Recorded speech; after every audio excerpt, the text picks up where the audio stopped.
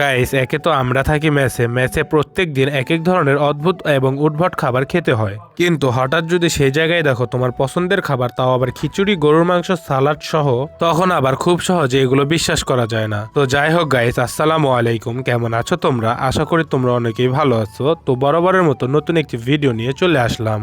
এর আগের ভিডিওতে তোমরা অনেকেই কমেন্ট করেছো, তার ভিতর আস্তাফ মাহমুদ কমেন্ট করেছে লক্ষ্মীপুর থেকে, সুমাইরা আক্তার কমেন্ট করেছে ঢাকা থেকে, আর এখানে মামুন আগের ভিডিওতে রিপ্লে পেয়ে এখানে থ্যাংক ইউ বলছে আমাকে।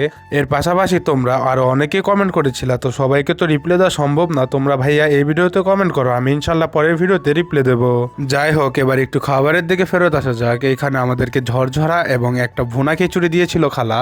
আজকে খালা খিচুড়িতে পোলার চাউল ইউজ করছিল, যার কারণে খিচুড়ি আজকে অতিরিক্ত ভালো লাগতেছিল এবং স্বাদও হয়েছিল। এখানে ফার্স্টে আমি লেবু চটকিয়ে খিচুড়ির সাথে একটু সালাদ নিয়ে ট্রাই করেছিলাম এক লোকমা। আলহামদুলিল্লাহ, খালা আজকে খিচুড়ি আসলে দুর্দান্ত রান্না করেছিল। দেন আমি গরুর মাংসের বাটি পুরোটুকু ঢেলে দিই। এখানে আমি 3 পিসের মতো গরুর মাংস পেয়েছিলাম এবং বড় একটা তেল পেয়েছিলাম।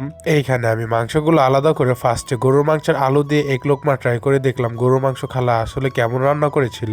খালার রান্না নিয়ে আজকে কোনো কথা হবে না, খালা আসলে আজকাল খুবই দুর্দান্ত রান্না করতেছে। যাই হোক, দেন আমি ট্রাই করেছিলাম ফ্রেশ গরুর মাংস দিয়ে এবং আলহামদুলিল্লাহ আজকে ওভারঅল আজকের মিলটা অনেক তৃপ্তি করে খেয়েছিলাম।